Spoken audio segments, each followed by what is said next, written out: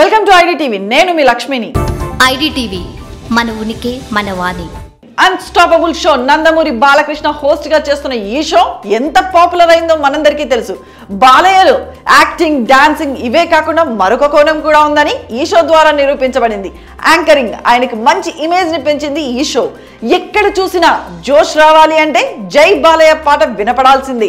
బాలయ్య నటించిన తాజా చిత్రం డాకు మహారాజ్. ఈ ప్రమోషన్స్ లో భాగంగా ఆ సినిమా దర్శకుడు బాబీ, నిర్మాత నాగవంశి, సంగీత దర్శకుడు తమన్ ఈ షోలో పాల్గొన్నారు. ఈ సందర్భంగా బాలయ్య ఇండైరెక్ట్ గా ఫేమస్ హీరోలను ట్రోల్ చేశారు. ఎవరో తెలుసా ఆ ఫేమస్ హీరోలు? మన megastar Chiru and dialogue king Mohan Babu. కట్టే కొట్టే తెచ్చాయి అంటూ ఓ డైలాగ్ చెప్పారు. బాలయ్య దీని గురించి పెద్దగా క్లారిటీ అయితే ఇవ్వను కానీ సినీ ఇండస్ట్రీలో కొన్నాళ్ల క్రితం ఒక పెద్ద సీన్ క్రియేట్ అయింది.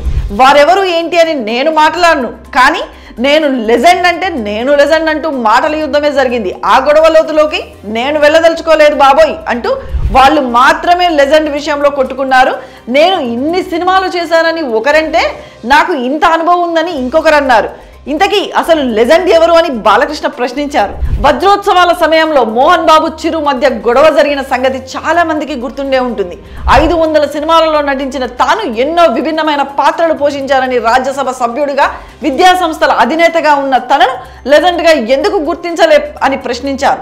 దీనికి చిరంజీవి కూడా స్పందించారు. తనకు లెజెండరీ స్టేటస్ వచ్చిందని చెప్పేంత వరకు పరిశ్రమ ఇచ్చిన అవార్డును తీసుకోనని అన్నారు.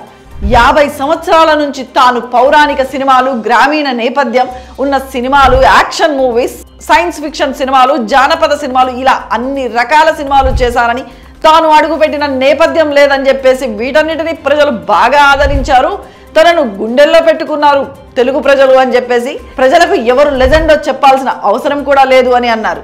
మరి మీరు ఈ హీరోలలో ఎవరు లెజెండ్ అని అనుకుంటున్నారు? కింద కామెంట్ సెక్షన్లో తెలియజేయండి. కంటెంట్ కనుక మీకు నచ్చినట్లయితే లైక్ చేయండి, షేర్ చేయండి, సబ్స్క్రైబ్ చేయండి. యాది పెట్టుకోండి.